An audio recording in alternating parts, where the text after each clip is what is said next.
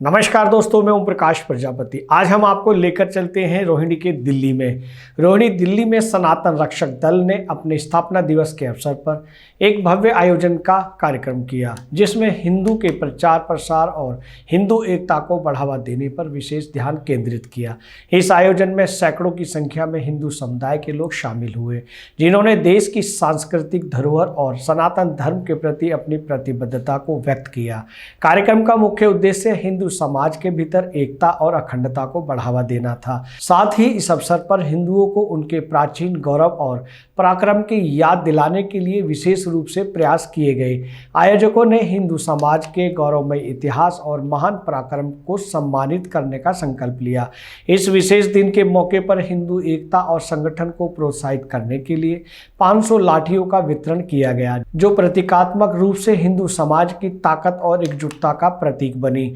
यह लाठियां उपस्थित हर व्यक्ति को भेंट की गईं, जिससे यह संदेश गया कि हिंदू समाज को कभी भी अपनी ताकत और आत्मरक्षा की आवश्यकता महसूस हो सकती है और वह हमेशा अपने धर्म की रक्षा के लिए तैयार रहेगा।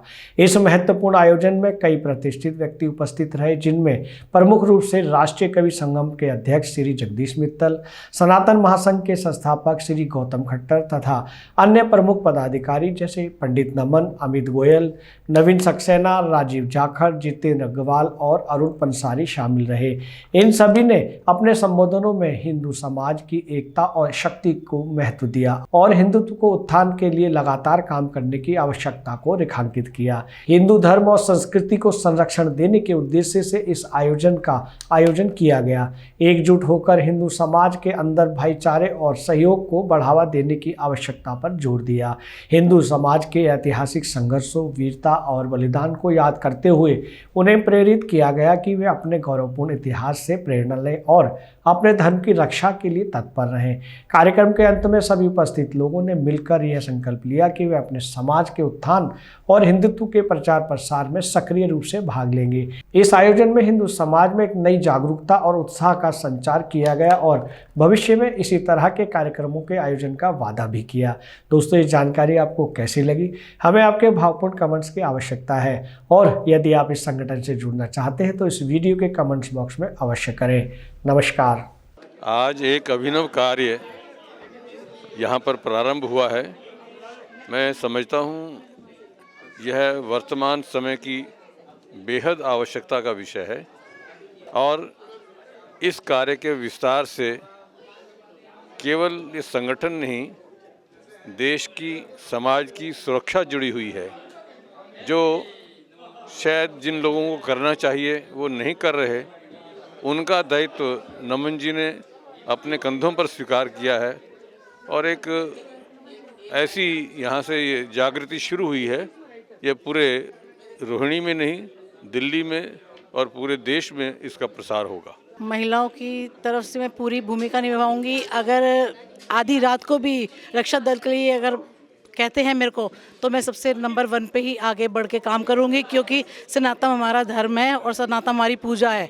और जो नमन जी ने यहाँ पे ये जो भूमिका शुरू की है, ये कहते ना एक बहुत बड़ी, एक कहते ना चुनौती हिंदुओं के लिए, ये बहुत बड़ी चुनौती है और इसके लिए हम लोग सबसे आगे हैं और सबसे आगे ही रहेंगे। देखिए, ये बहुत अच्छा प्रयास है। ऐसे जितने भी प्रकल्प हो सकते हैं हमको इस देश के कोने कोने में चाहिए, क्योंकि भारत एक बहुत बड़ा देश है। लेकिन समस्या ये है कि अभी भारत में 10 राज्यों में सनातन को मानने वाले, राम और कृष्ण की उपासना करने वाले अल्पसंख्यक हो गए हैं। हमारी संख्या दिनों दिन घटती जा रही है, डेमोग्राफी पूरी चेंज हो रही है और हमारे घरों में एक डंडा तक नहीं है और एक समुदाय है, उनके घरों में गोला बारूद है, असला है, अवैध है, वैध है, सब कुछ है और हम डिफेंस की स्थिति में आज नहीं है। तो सनातन रक्षक दल का तात्पर्य है रक्षा से।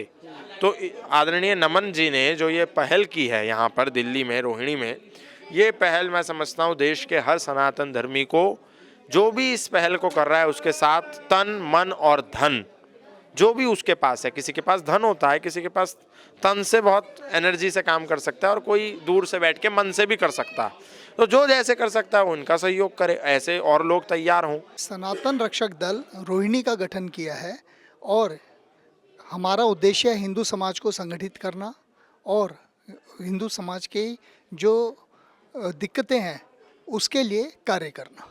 बहुत ही खुशी हो रही है कि आज हम अपने समाज के लिए कुछ कर रहे हैं, क्योंकि ज़िंदगी में निकल जाएगी यूँ ही, कुछ कर नहीं पाएंगे।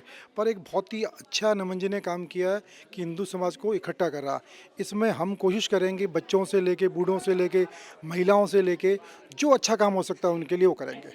जो लोग रामनवमी की शोभा यात्रा पर और गणेश विसर्जन के दौरान पत्थर बरसाते हैं, वो लोग ना तो भारत से प्रेम करते हैं, ना ही भारतीय संस्कृति से।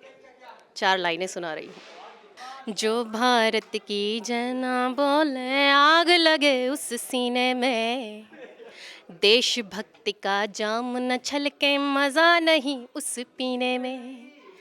क्या तकलीफ तुम्हें आखिर भारत के खातिर जीने में, क्या तकलीफ तुम्हें आखिर भारत के खातिर जीने में। अरे कुछ तो अच्छा सीखो जाकर मक्का और मदीने में, कुछ तो अच्छा सीखो जाकर मक्का और मदीने में। तो मैं हिंदुओं आप सभी से कहना चाहती हूँ, अब ना तो हमें कटना है और ना ही बटना है। भारत माता की जय। वंदे मातरम।